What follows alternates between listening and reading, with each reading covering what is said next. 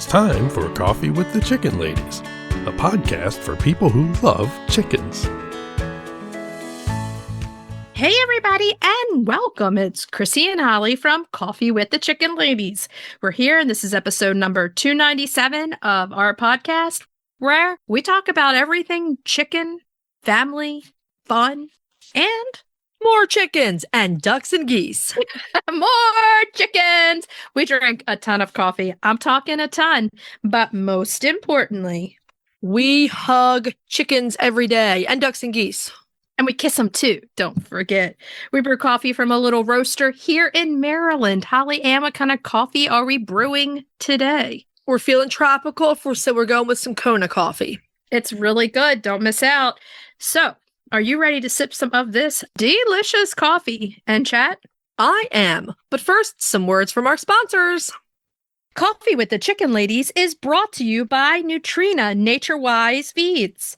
Nutrena Nature-Wise Feed, crafted with wholesome ingredients, provides everything your birds need and nothing they don't. We're dedicated to delivering essential vitamins and nutrients to help nurture these special moments with your flock, from our coop to yours. For more information, check out NutrenaWorld.com. We have some exciting news to share from our sponsor, Grubbly Farms. They're here, new and improved, Grubbly's World Harvest. I'm a longtime subscriber, and my flock love the healthy, nutritious treats, plus orders $40 and more ship free. If you haven't heard, Grubbly's has a fantastic layer pellet and crumble feed. It's packed with plant and insect protein, perfect for those picky chickens and ducks. Grubbly Farms makes food and treats for healthy pets and planet. To support us and Grubbly Farms, use the link grubbly.co/coffee. Try it today. It's a heat wave. Again. Well, this episode, however, is going to drop the first week of August, which I always celebrate. We're through the hateful month of July. I believe August. Half the end of June through mid-July is the absolute worst, right? Yeah. The last week in July when I usually go away is because it starts to break a little bit. But we start to have cooler temperatures at night. But yeah. August, you think it's the worst, but it's not. No, it's always been July. So right now, as we're recording, the beach umbrellas are up, cantaloupe and watermelon have been given. All the things have been done. And then as soon as we're done, we'll be back out there. Yeah, I need to go out and give the waterfowl more water and do watermelon for all of the non-waterfowl people. It's crazy. Crazy heat. Oh, my Lord. My little Bantam Nankin boys have started to go crazy for melon. I mean, they were just losing their minds over cantaloupe yesterday. It's so cute. So I always mention Little Man, but Little Man, has my heart. So last night, all the girls were helping me, and we had one egg that somebody tried to move into the nest box. So it had that little peck in it. You know what I'm talking about? Yeah. Okay, that means somebody gets the eggs. So Little Man and his lady got the egg. And even Ella was like, that's just cute. Because I gave them their egg, and then he walked over and he actually called her, and then she would eat, then he would eat. Then she would eat, then he would eat. And he'd look at her, like he would pick his head up and like, go ahead, my lady. Like, oh my God. And they're always like, you have the same voice when you talk for him. I'm like, come on, my lady, let's do this. Picture it, like in his head. You started talking about Little Man and Casper started to crow. Did you hear him? He was like, what? Little Man. I haven't heard him in a while, man. Casper's currently in my basement because at 10 years old, he can't handle the heat anymore. So he's tucked in downstairs with his 2-year-old smoking hot blue Langshan girl. What did I call her? The one Ava? No, not Ava Marie. You called her Anna Nicole Smith. That's it. Anna Nicole Smith. But she is Delphinium. Anyway. Anna would have been a really good name for her. It would have been, but no. Okay, so on that note, if you're listening to our show and you're loving it, head on over to Apple Podcast and leave us a typed review. Believe it or not, it's a free way to do some amazing things for our show. Hit that subscribe button because you never want to miss a fun episode. If you're looking for other ways to help support the show, you can tell a few chicken, duck, or goose-loving friends about us. You can share your favorite episodes on social media. You can become a patron of the show, patreon.com/coffee with the chicken ladies. Thank you to our patrons. We love you guys. We really love those ladies. And there are 2 more things you can do to help this show. You can pre-order our book, Chicken Ladies Guide to Life, which will be out on October 20th. That's the official publication date. Pre-orders help an author like nothing else. So if you are thinking about getting our book, please consider pre-ordering it on Amazon or Barnes & Noble. There is a link on our website. The other thing you can do to help support the show is visit our website and our show notes, use our affiliate links and discount codes, and buy products from our sponsors. Yay! Be honest. What's the most annoying part of chicken keeping day to day? Oh, that's easy. Feeding time. Or what's left on the ground after it. Exactly. Wasted feed. And that's where the omelet no waste feeder comes in. Okay, I need details. They're designed to solve all the classic feeder problems: spills, wasted feed, and pests. Yep, that is my life. The no-waste feeders keeps feed protected, clean, and secure. They're spill-proof by design, which means far less mess around the coop and far less waste overall. That already sounds like a big improvement. They also hold enough feed for up to 6 chickens for a week, so you're not constantly topping it up every day. That is actually life-changing. And if you go for the smart no-waste feeder, you can even connect it via your phone and set timed openings and closings so feeding can be completely hands-off if you want it to be. Whoa, I am sold. Search Omelet, that's OMLET, and upgrade your smart no-waste feeder today. The Breed Spotlight is brought to you by Murray McMurray Hatchery, defining quality for generations. For over a century, Murray McMurray Hatchery has remained a trusted family-owned business, working tirelessly to ensure our poultry meet the highest standards. Whether you are an experienced enthusiast or just embarking on the journey, look to McMurray Hatchery for guaranteed quality, rare and heritage breeds, low minimums, and all the supplies you need to raise your flock. Request a free catalog today.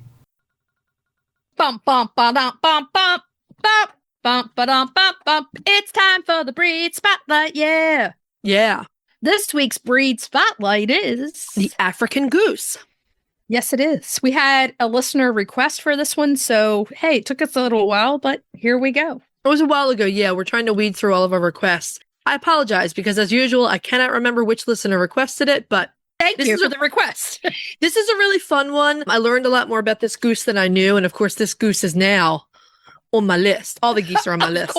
Of course. The large and beautiful African goose is often misunderstood. They have a reputation for being aggressive, but they are not as dangerous or as difficult as rumor would have it. In fact, the Livestock Conservancy notes that African geese can be a great breed for beginners.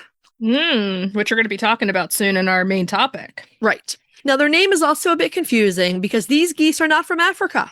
They're more likely a significantly larger strain of the much lighter Chinese goose. And this makes perfect sense if you see them the brown Chinese and the brown African side by side, because their coloring is pretty much identical. The most common color is the brown. So the brown African goose has been present in the US from at least the 1850s. They are currently found in the watch category of the Livestock Conservancy's Conservation Priority List, and the brown African goose was admitted to the American Poultry Association Standard of Protection in the heavy goose class in 1874.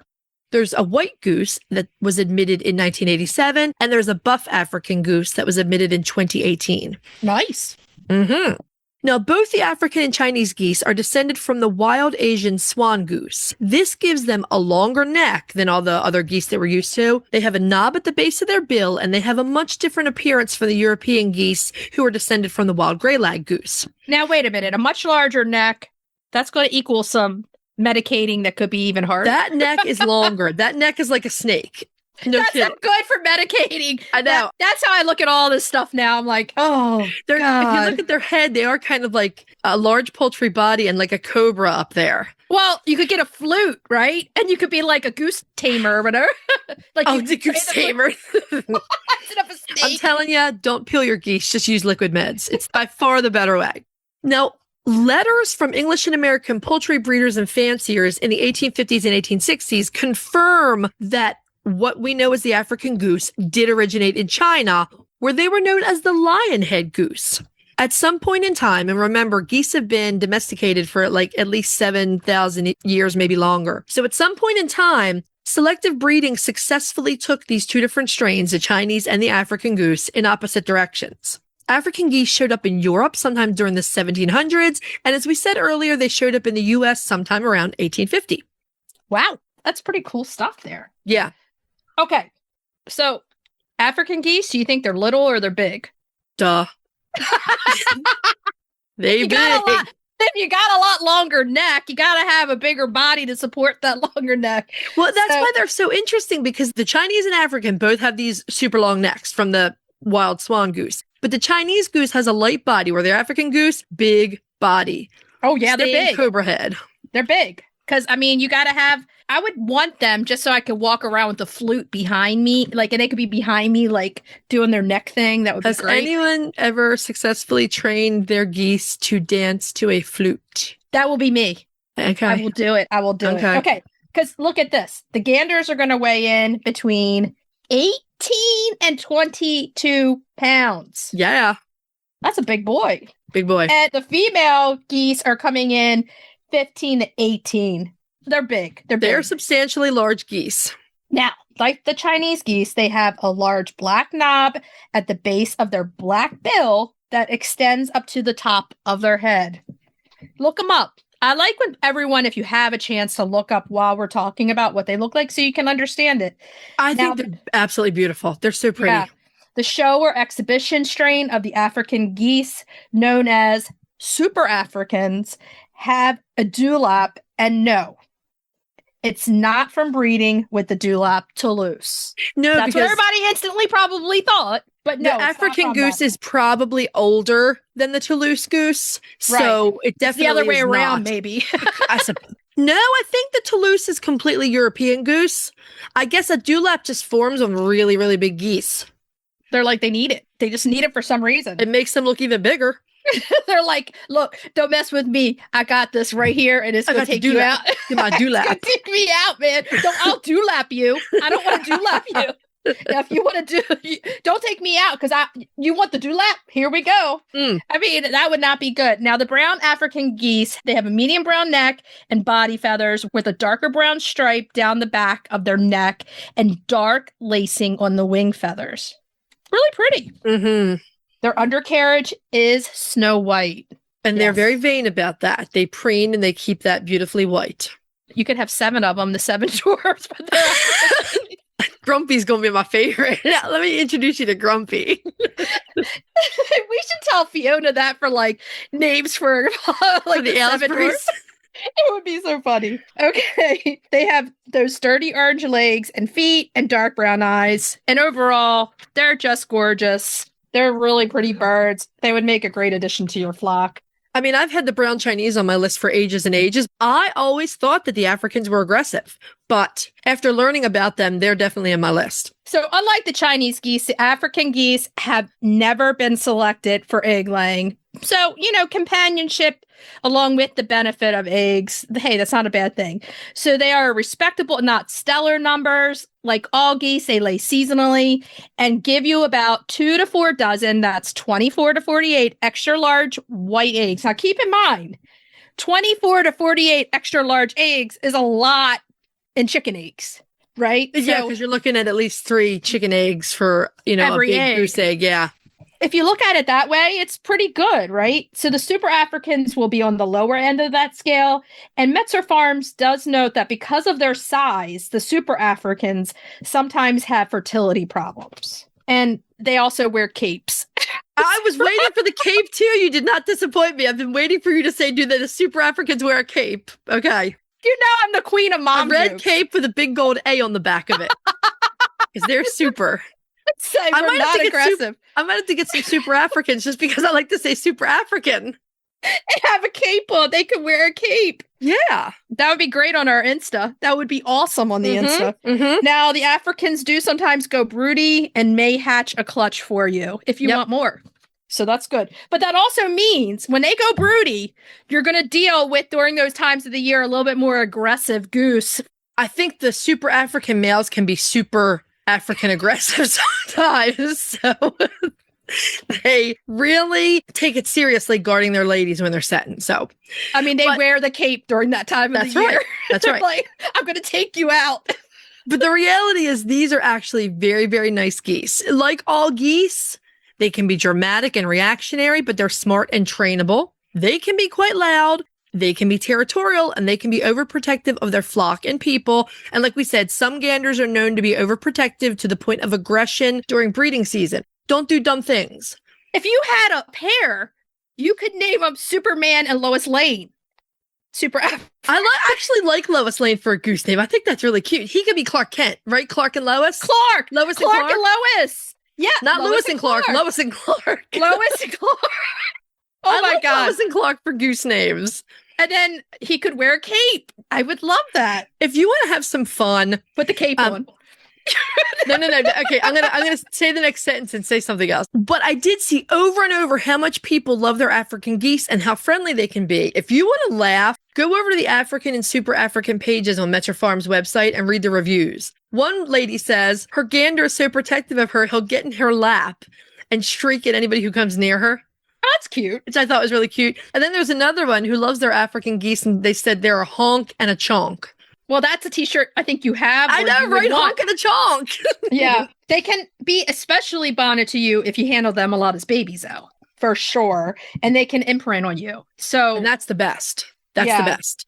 I mean, honestly, I feel like even after imprint, hormones sometimes take over with that, but you just have to be aware of it. But after going through a few broody seasons with my girls, and they get kind of broody and secretive and they're not as friendly, blah.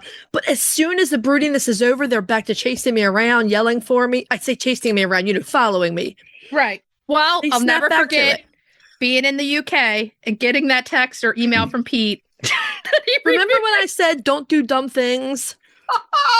My amazing husband, who is actually amazing, I am thankful for him every day, but he needed to put the geese in a different spot, and Mirabelle was on the nest, and she's our big French Toulouse. And so he said, Goose, I don't have time to play. And he picked her up and he carried her over to the run, and she bit the daylights out of his arm. He sent us photos of the bruises on his arm. And he knows do not mess with broody goose, but he had to move her. So I don't think he bears her any ill will for that. So bite Pete once on him. Never bite Pete again. No, it's not going to happen. Imprinted geese make the most amazing pets. Well, because of their large size, you want to keep an eye out, too, for the bumble, because, again, we were talking about waterfowl the other day and how hard it is on their feet. Keep them swimming to foster strong legs, because, especially the Super Africans. Yeah. I mean, you want to make sure, because water resistance is great for everybody, including animals. Right. It cradles your joints and gives you a good workout. It's fantastic. Right. So I know you go to water aerobics 3 times a week. I think you've been making that joke since I took water aerobics in college to satisfy my physical activity credit. I did it one time at the Y, and I was like, I'm sorry, I'm not coming. No, it was me and a bunch of old ladies. And this is when I was in my 20s. And I was like, yeah, I am sweating with the oldies. I loved it. But let's get back to the geese. Their size and the noise they make can also make them very good watchdogs and predator deterrents for your other flocks of chickens and ducks and everything else. They are still susceptible to attack from larger predators, so do offer them safe places to swim, to sleep at night, just so that they can get away from predators themselves. Geese do quite well in both heat and cold. They do great in the heat. They need shade and they need water, but they do pretty well. And they do well in cold. But again, on the African and Chinese geese, that knob can actually become frostbitten, so they do need protection during frigid spells.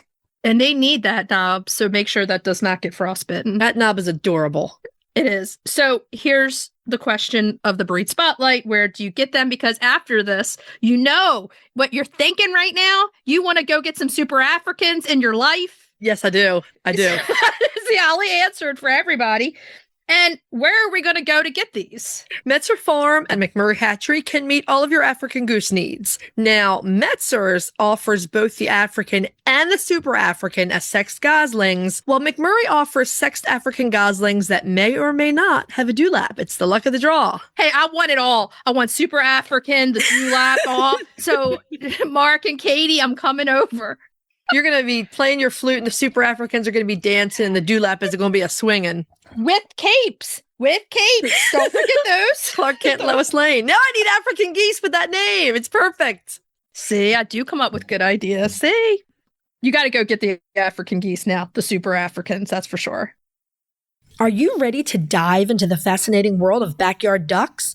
Look no further than Metzer Farms, your premier destination for top quality waterfowl. Whether you're a seasoned breeder or just starting out, Metzer Farms has everything you need to elevate your flock to the next level. And if you're passionate about call ducks, you're in for a treat.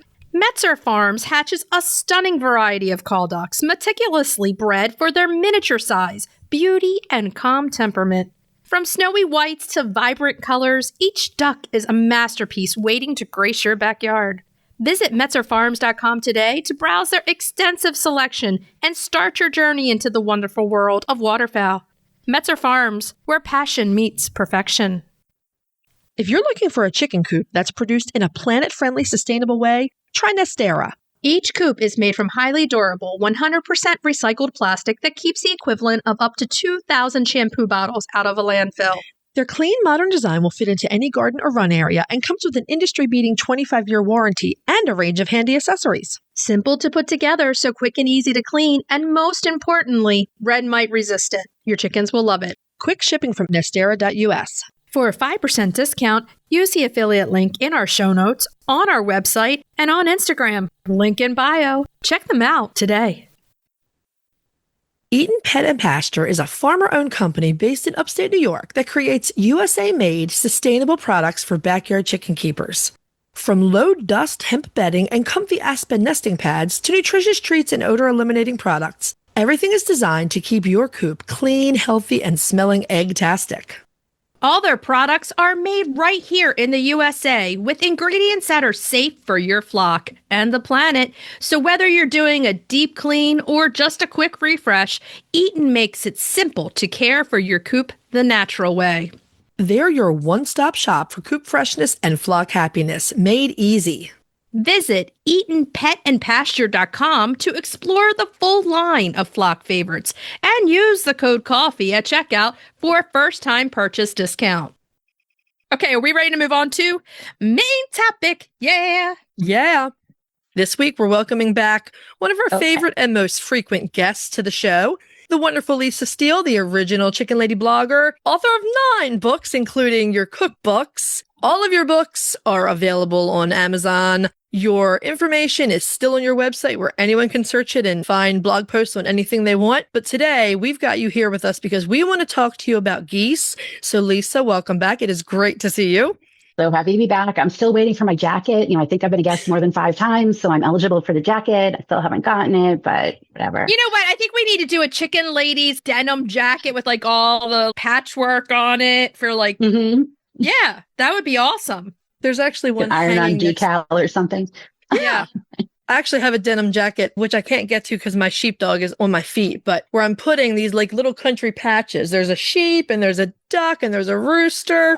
Yeah, that's cute. The official Coffee with the Chicken Ladies denim jacket. That's right. That's right. We'll have to work more on this. Oh, so good to see you, Lisa. Welcome back. Yeah, it's good to be back. So what's new? Nothing. Just trying to stay cool. Trying to keep everybody cool, trying to battle all the misinformation on social media and fight AI from stealing all our content. And that's about it. Just a fun summer. So how's your book tour going? You were going around. I saw all the posts. You were everywhere. It was really fun. Since COVID, I really haven't done a lot of in person and traveling and stuff. And it was really neat to see people again. I actually saw some people who had been to feed store events or book signings in previous years. So it was really nice. It was a lot of fun. Fantastic. I enjoyed it. That's awesome. Yep. And when we were just chatting before we were recording, you're dealing with the heat in Maine too. So no one's really getting away from this heat these days. It's hot out there. It is hot out there. I think the whole country is bathed in heat, which is, I'm glad we're talking about geese because I've always been like a huge proponent of ducks also. They just have such an easier time staying cool when it's hot. The chickens are utterly miserable. Yeah. They're just standing around panting. You can't do anything to keep them cool. Do not dunk your chickens in water, people. No, you might see that. No.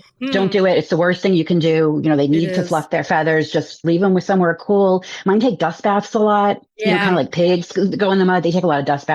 As long as they have shade, electrolytes, water, leave the chickens alone. Exactly. But the ducks and the geese, they can go in their pool. Even if you just have a kiddie pool, they can just float around in that all day.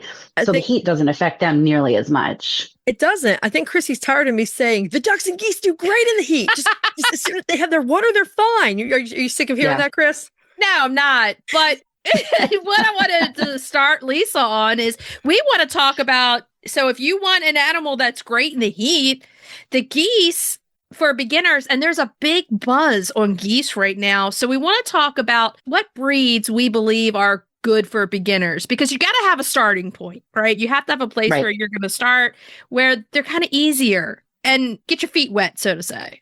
Pun intended. So geese in general, we've had geese for about 5 or 6 years, I think. Geese in general are so much easier than I expected them to be. I didn't know a lot about them. I had the good fortune to talk to John Metzer, who we know and love, kind of have him on speed dial. And I was like, John, we're getting geese. What do I need to do? So it was great to learn from the master. And geese are so much easier than chickens and ducks. They are maintenance free. They eat grass. Like if you live somewhere where there's no snow and there's grass year round, you probably don't even need to feed them. They can get all the nutrition they need just from grass and weeds and dandelion greens and that, which is great.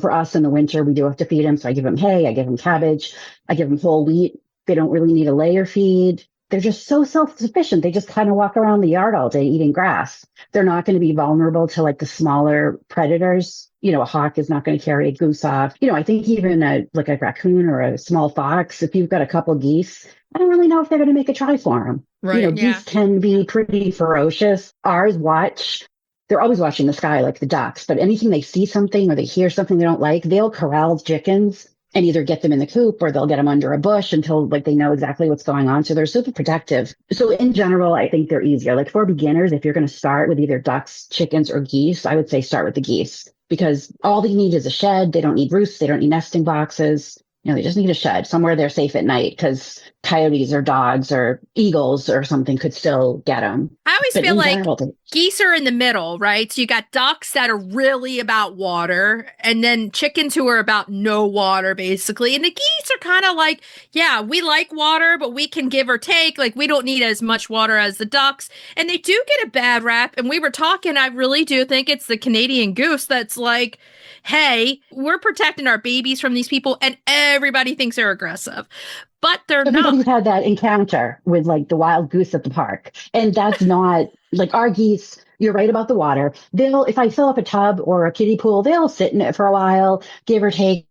Geese are actually more like cows than like ducks. I figured they would just be like big ducks. They are not like ducks or chickens at all. They're like cows. You just let them loose in the yard and they eat grass all day. I mean, literally. That's I agree with that. I honestly think that the geese are so much more similar to our sheep than they are to the rest of our poultry. Mm-hmm. I totally agree with that. Yeah. And they really they're nothing like ducks at all. And the care and the feed and they'll sometimes wander in and they will eat some of the layer feed, especially when they're laying. I have the layer feed, so I will fill up a dish of it, when I put them in at night.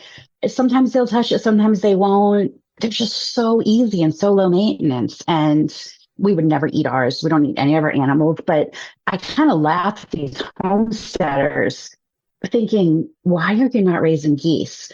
They're huge. They grow really quickly. You almost could raise them for free. If you got them in the spring and they ate grass all summer and you butchered them in the fall, you almost could raise them for free. And you've got a free source of meat, a lot of meat. Yeah. I don't understand why so few concentrate on geese.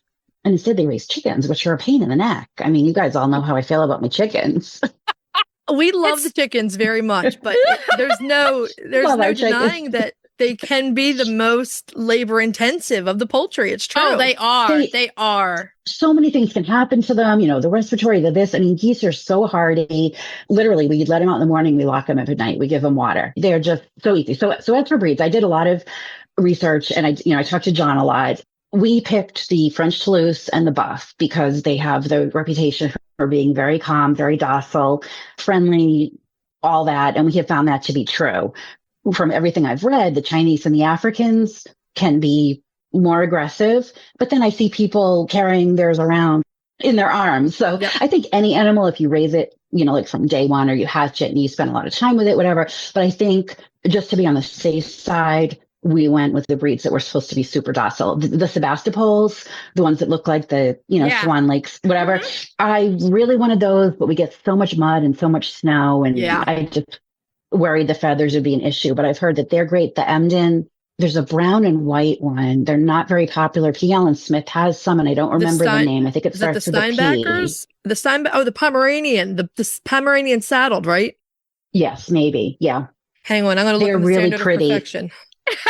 But Holly's whipping out that research right there. I think they're hard to find. They're really pretty though. They're like brown and white, really pretty geese. But yeah, I would. mean, Holly has the geese, right? So I come over. They did not imprint on me because when she had them, when they were babies, she had COVID. So I was not around when they were babies. I was not going over there. But I go over, we take pictures, we do all the things. And they don't see me all the time, but they're great with me. They don't chase me in the yard, you know, like they don't chase awesome. anyone. My geese don't chase anyone. I've seen them chase wildlife. I've seen them chase a deer before. But our FedEx lady, she doesn't even think twice about them. She just walks right past them and they're fine. Right. So ours will chase my friend, but I think it's because she's afraid of them. And she always looks like she's ready to make a break for it. They're like, yeah. If you're going to run, they're going to chase. If you're going to run, they're going to hiss. I've taught, friends who come over when they kind of like put their necks out and they stretch their heads out, they're saying hello. So like if you take your hand and you do the same thing, like you're saying hello back to them. Oh yeah. I do that all the time. And then they kind of recognize you that you're like a friend. I do that all the time with Holly's geese. And actually I joke around with them because I'll turn around and I'll say, don't goose me. Don't goose me. And then they're like always sticking out their necks. Like they'll like chew on my toes. They'll do all the things, but I don't show fear, so that I think with any animal, I don't show fear. I'm like, look, no fear. No fear here. No fear. Geese intimidate people because they're large. I mean, they're big, they're big animals, but they are so peaceful. And Chrissy and I were talking earlier when we were recording the Breed Spotlight for this episode, and we were saying that on social media, you see a lot of people showing like, my goose bit me. Generally, your goose is going to bite you because you're doing something stupid. Mm-hmm. It's true. Right. Like trying to take their eggs. Yes. When we know that they're broody, no broody mama wants you to take their eggs away from them. So, yeah. Right. And a broody goose is no joke. I mean, we have to like sneak in when their backs are turned. Because, I mean, they'll grab your arm, they'll twist it, they'll pinch. I mean, I read that with their wings, they could actually break your nose.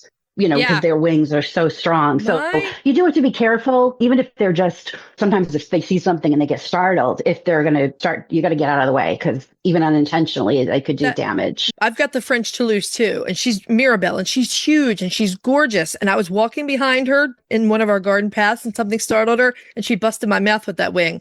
It was not on purpose. She just flung her wings out. You just got to be aware of it. Yeah. And ours will hiss at our corgis, but they do it. I think it's because they're afraid, because they are big scaredy cats. They hiss when they're afraid. So it's not really aggressive. It's just more like, I'm scared, so I'm going to try to scare you back. My gander still hisses at my husband. My husband is 6'6". He's tall. He's a very big presence. And our gander is named Bad Gander. And Bad Gander, he'll look at Pete. Here comes the hiss. But he's sweet as pie. He really is. My favorite story is Pete will look out the window and then Backander's hissing at him from the yard to like when he sees his face in the window.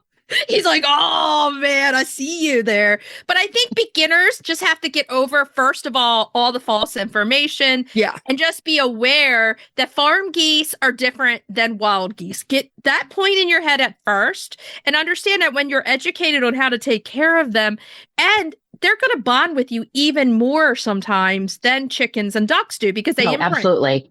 They do actually imprint. People say, like, oh, my duck imprinted on me. It's like, no, ducks don't do that. Chickens don't do that. Like, they don't technically imprint, I think. I mean, you guys are the scientists, but geese do technically imprint on you. So, like, they see you as their mother. Like, if you get them, as an egg or you hatch them or whatever. They're easy to train. I mean, we've trained ours to go in when we say go in your house.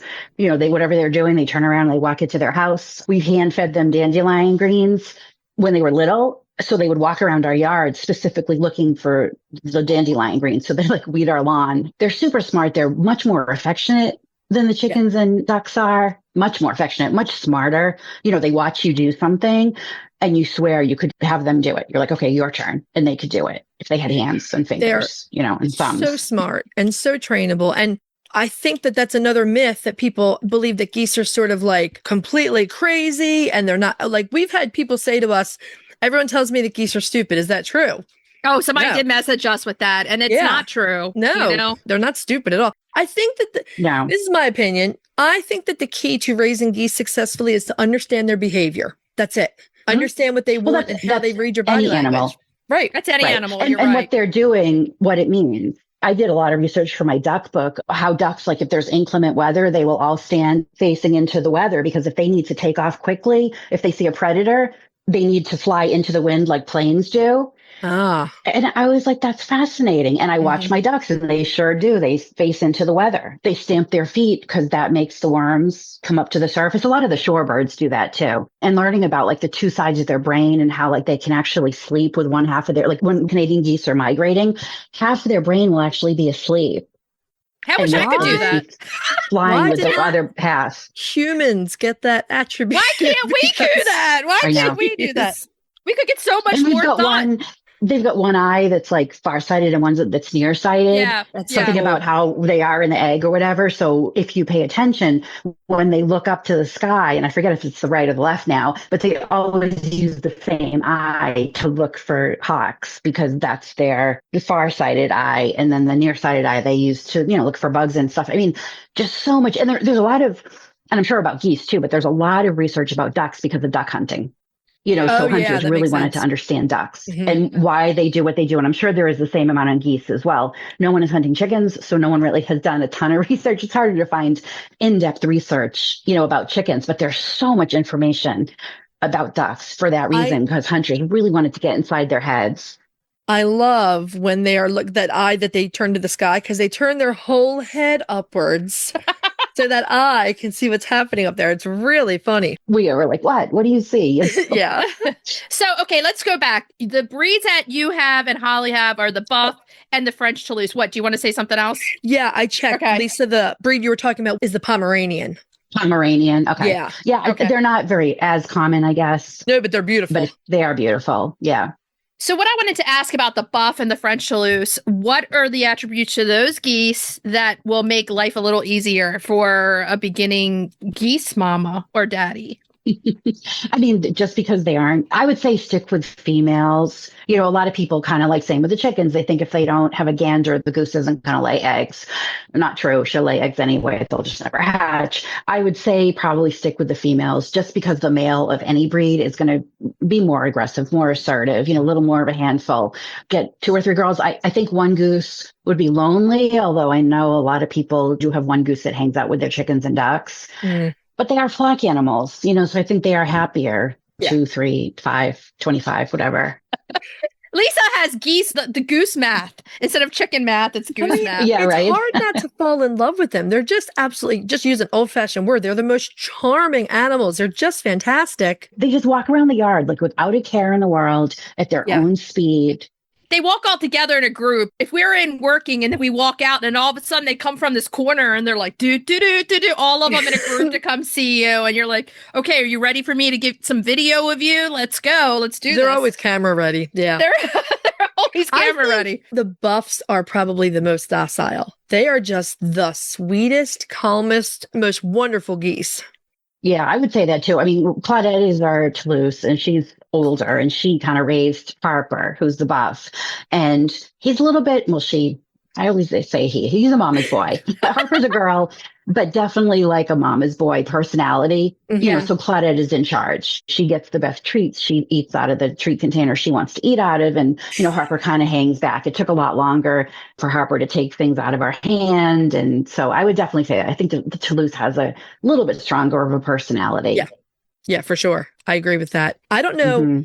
Like you, I got the French Toulouse. One of the reasons I really like them is because since they come from a French utility strain, they lay better.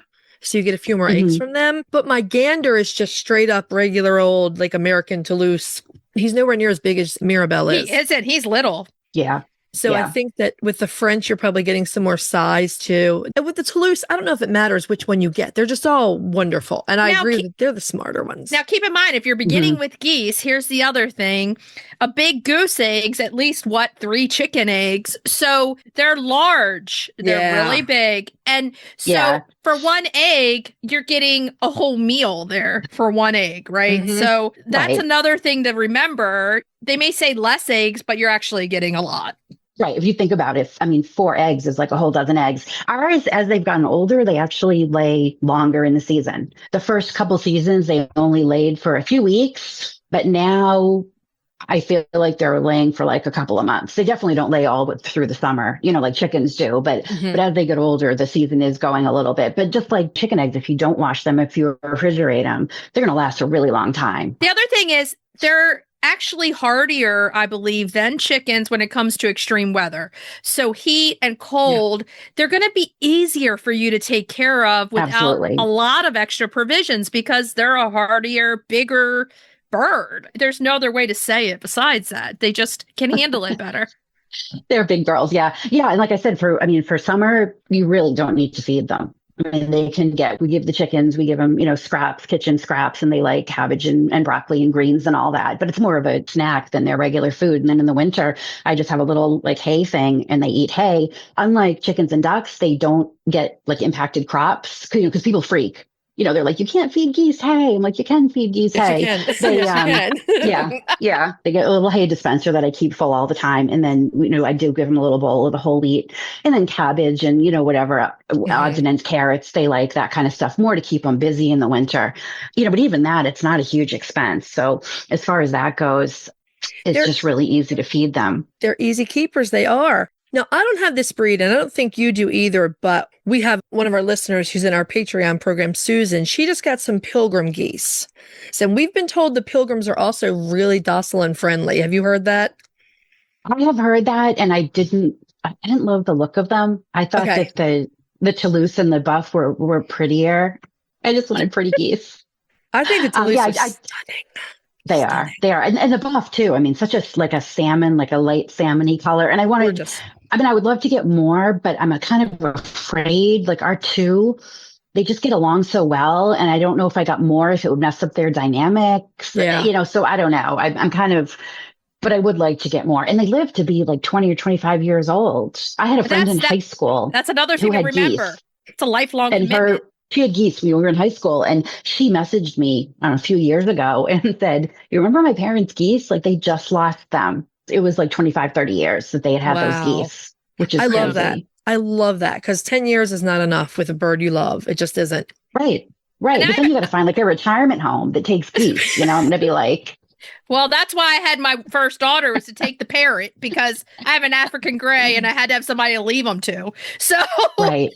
So now it's like, yes. And she's like, really? I'm like, that's why you were born. You get the parrot. I was going to ask a question for beginners. Do they have anything they have to worry about, like with ducks and niacin and any nutrients that they may not be able to get that you have to supplement or no? I don't. I think that grass is actually super nutritious. You think about it, wild birds don't get niacin supplements. So since they eat so much grass and so many weeds, I don't supplement them. And as you know, I have my own supplement line, so I could definitely. But yeah, I don't think they need it. I think that obviously if you're seeing they can get angel wing, I guess, like ducks can, or if you're seeing that their legs aren't too strong, you always could be aware of that, or probiotics if your butts are getting a little poopy, whatever. But I would think it would be more of a if I see a problem kind of thing. Because we have not had any problems with them. So I think you're just confusing it. It's really important to have the grass for them and for them to be able to free range and nibble and do these things even more. So chickens were like supervised free range because we're predator worried. With them, let's take out the predator worry a little bit and let them go and get what they need over the lawn. I would say that just watch out for domestic dogs. Your geese need to graze just like if they were a cow or a sheep. Right. And domestic dogs are often the biggest danger. So I would just watch out for that. And they should still be fenced in. I mean, that's a good point. A lot of people say I want to get geese, but they're going to have to live in the run with my chickens. I'm like, well, you can't do that. I mean, you technically could do that, but it's not fair to them because they do need to range. We ended up putting up like a temporary fence because we would look out the window and the geese would be like walking down the driveway. I mean, they like to go on walkabouts, and explore. We do have a large fenced in area that is all grassy. It's huge and they can wander around in that. And then if I'm going to be outside, for a period of time, I'll let them into the rest of the yard. But then they would come up on the porch, they knock on the door. So I like to keep them contained. Yes. The original porch geese. Yes. They're back in style again. Everybody wants a porch goose. They are. Geese are also like the best walking fertilizers you've ever seen. Yeah. Oh, absolutely. And the poop is like all grass. It's like a chopped grass cigar. It doesn't smell. It's not gross. It's just It makes your grass green. I mean, Mhm. Yeah, they're like, look, you need to grow this stuff back so I can eat it again. Come on. Right. if you want to get geese, get geese. The only thing about geese is that if you're used to the prices for chickens or ducks, geese are going to seem extremely expensive, but you're going to have them for 20 years. Yeah. That, and also because they are hardier, healthier, the loss, everyone kind of, when they get chickens, they get chicks shipped or whatever, they assume they're going to lose one or two. Like, stuff happens, but I think with geese, you just have a better chance. But yeah, what are they, like $25 maybe? $30 for one? I think No. they're more than that. Yeah, the geese tend to be Wow. about $100 now. Yeah. And Sebastopol's much more. Yeah. I'm going to stay friends with John Metzer, I think. Right. The Metzers are very good friends to have. Yes, He's a they good friend to are. have, yeah. Yeah. So I hope everyone who's kind of on the fence listening has gotten a little feel of what it would be like to start your goose flock, right? And get out there. And you know what? Don't put it off because they live 25 years. So if you're going to want to do it while you're Yeah, younger. get moving. Get moving. Everyone who gets geese says, I don't know why I waited so long because they're just magical. I mean, you just fall in love with them. Like, you can't even put I it into agree. words. And I all agree. of us And so are many here. people have, If you have questions. yeah, exactly, for questions. Yeah. And that's the thing. I mean, people have said, why don't you write more articles about them? Why don't you write a book about them? I literally could not fill a book. There's nothing to keeping them. There's not a book's worth of information. I've written maybe 4 articles on my blog, and that's all you need to know. Yeah, I mean, they're they're just easy. so easy. Okay, really are. Lisa. Thank you for coming back. And I'm sure you'll be back soon. We'll talk again. I'm coming back to get my jacket. That's all there is to it. We'll have to talk make to you that happen. later. All right. Bye. Bye. We just want to thank Lisa one more time, one of our favorite repeat guests, for coming on and sharing, her experience with geese and a really nice group of beginner geese for some of you out there, because you all are thinking you want the geese. Geese are having a moment and you want some. With capes. If your flock could talk, they would thank you for shopping at Eaton Pet and Pasture, your one-stop shop for coop freshness and flock happiness made easy. From their all-natural USA-made favorites like hemp bedding, roost refresh, and nesting pads to convenient product bundles that make chicken care simple, Eaton has everything you need to keep your coop clean, cozy, and odor-free. Check them out at EatonPetAndPasture.com and use code COFFEE at checkout for a first-time purchase discount. Okay, so let's move on to Cracking the eggs. cracking those eggs. Now, today we're doing curried eggs, and I want to give another shout out because, man, Allison, you outdo yourself with these pictures. No, We so are good. loving Allison's photography. Go over to Allison MC, you right on our post, and give this lady a follow. She's the 3rd member of our team now. And wow. I'm disappointed that we didn't hook up with Allison before we did our book, because now the recipes in our book look sad to me. Because we did the photography. I know. Hey, you got us raw, man. It is You got what it us is, raw. man. But no, But the recipes Allison, thank to be you. fair, though, the recipes are really good. The recipes are excellent, and Allison told us she's enjoying it. She's enjoying the recipes. Good. So that's Perfect. good too. Okay, so curried eggs. Let's go. Here we go. So let's go through ingredients that you're going to need for these. That's 4 large chicken or duck eggs, hard boiled and peeled, 2 cups of cooked white rice, warm for serving. We both said we like white rice better than brown rice, definitely. Yeah, I can't help it. I can't help it either. Yeah. 1 tablespoon of butter or olive oil, 1 large yellow onion finely chopped, 1 carrot peeled and sliced into small pieces, 2 cloves of garlic minced, 1 teaspoon of fresh ginger grated, 1 tablespoon of mild curry powder. That's the sweet Madras curry. 1 teaspoon of sweet paprika for color without heat. So you don't want to use the smoked with this one. 1 can, that's 14 ounces of full fat coconut milk, 1 teaspoon of brown sugar, a half a cup of frozen green peas, and then salt and pepper to taste. You're going to add that butter or olive oil, depending on what you want to use, in a large skillet over medium heat. You're going to add the chopped onion and the carrot and cook them for about 6 to 7 minutes or until they're getting soft and the onions have caramelized a little bit. You're going to add the garlic and the ginger and stir, cooking them for about another minute. Then you're going to push your vegetables to the sides of the pan and you're going to add the mild curry powder, the sweet paprika, and some salt. Stir Stir these around constantly for about 30 seconds to, I guess you're kind of toasting the spices. You're heating them up. They become aromatic. They release some oil. They release more fragrance. So once you've done that for about 30 seconds and they're smelling good, looking warm, pour in your coconut milk. Then stir in the brown sugar and add the frozen peas. Bring the skillet to a low simmer and let it cook gently on the simmer for about 8 to 10 minutes. You want it to reduce and thicken a bit. Exactly. Those hard-boiled eggs, you're going to slice them in half lengthwise. You're going to gently place them into the sauce, yolk side up, because you don't want the yolk to fall out. And then you're going to drizzle or spoon the curry over the eggs to warm them up a bit and let them to absorb some of the sauce. Then you're just going to serve them over rice. I mean, just scoop them out with a big spoon, mix the veggies and the sauce together, spoon that over top. Really easy, delicious. It's a great lunch. Pretty quick. Yeah, I feel like this is a pretty quick and light lunch, especially when it's hot. It's nice to have a light lunch like this. I do not like anything heavy when it's hot. It's horrible. Oh, no, man. Man. A little bit of this curry followed by, say, a small bowl of melon sounds amazing to me. It does. So try it. You might like it. Let us know what you think. Send us your pictures of the recipes. We would love to see them. Yes, we would.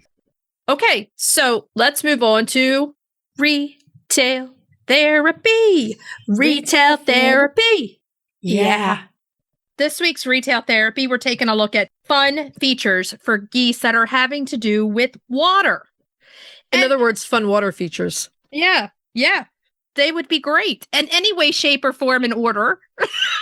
I mean, geese, right? Geese love water. I mean, that's their thing. They don't even necessarily have to swim in water, even though they do love to swim. But I've seen a lot of interesting things lately on social media. I've seen people. Oh, wait, I got to tell you what I sent you. You didn't respond. Somebody did. I not see it? I don't know. Somebody did kiddie pools with slides. Slides, okay? yeah, I did, yeah. So they did kiddie pools with like the kid big rubber sliding boards, and the geese were sliding into the pool. They did, yeah. They would get out of the deeper pool and slide into the more shallow pool, and it was kind of like they could go through the pools on their way out. Yeah, that's one. That's cool. And those were brown Chinese geese. Yeah. Unless they were super Africans and I missed it. I think they're brown Chinese. Yeah, anyway. I sent you that one. I was like, oh, that's cool. So I love that. I love the pools and the slides. And they did. They happily went down that slide. They seem to like it. Splash pads are still popular. That's a new thing. Like everybody has these splash pads out. Yeah. And you know what? I saw them. I sent you pictures of them in Walmart. Yeah. So, I mean, simplest place that you can go. And they had them there. And they were made for pets. I mean, girl, I don't even go into the Walmart anymore. I just order my groceries and have them delivered. So they can deliver me a splash pad for my geese. Exactly. Well, sometimes you can get old tubs, even old like bathing tubs, and kind of dig them in a little bit. Yeah. And put the ladder so they can go a ramp and they can go up and out of that way. Right. I mean, there's so many different things, right down to just a big bucket. I mean, the very least, they need a big bucket to dunk their head in. They definitely appreciate swimming water. They like to swim, but they're perfectly happy if they could, say, get in a kiddie pool and just, they kind of splash themselves all over with the water. You could make your own Goose water park with, like, the pad. And then the little kiddie pools, I feel like, are pretty low to the ground, that they could step in and out kind of. Yeah, mine do step in and out of the kiddie pool, yeah. But I love the slides. And then part of me was thinking, how in the heck did they get up to the slide? They didn't have to go up to the slide, because what happens is they were in a deeper swimming pool. Yes. And so they could just hop right up onto the lip of the slide and slide down like it was in layers. It was almost like Candyland, but it was pool land for geese. You know what? Just have fun. Think about what you would like as a water thing out there in the yard. Get the, what is it called? The water slide. Like slip and slide for geese. Slip and slide. Put the geese on a slip and slide. I remember the other thing that I saw that I thought was really fun, and it was a floating fountain system for a pond or a pool, so they could get in there. They seemed very happy when it started squirting water everywhere. I was up in the attic a while ago, and I think I saw some old slip and slides. I should send them your way. That's funny. The other thing I saw, and it really made me nostalgic for the old rowboat. Remember, that was a big rowboat, though, that rowboat we had? Oh, yeah. I saw some people waterproof their rowboats and use them as a pool so the geese could swim inside of it. I love that. That's an awesome idea. It looked really cute. It's decorative, too. That's awesome. Okay. So, hey, go look at all the different ideas. Again, send us pictures of the stuff. We love seeing it. Now, should we tell everybody what we're going to be talking about next week? Next week, we are spotlighting another bantam, the beautiful, and rather ancient rose-comb bantam. Oh, yeah. Main topic. We were going to do this about a month ago and we pushed it back because we had a bunch of interesting guests. But now we're going to do eye injuries in poultry. Yeah, it's important. Cracking the eggs.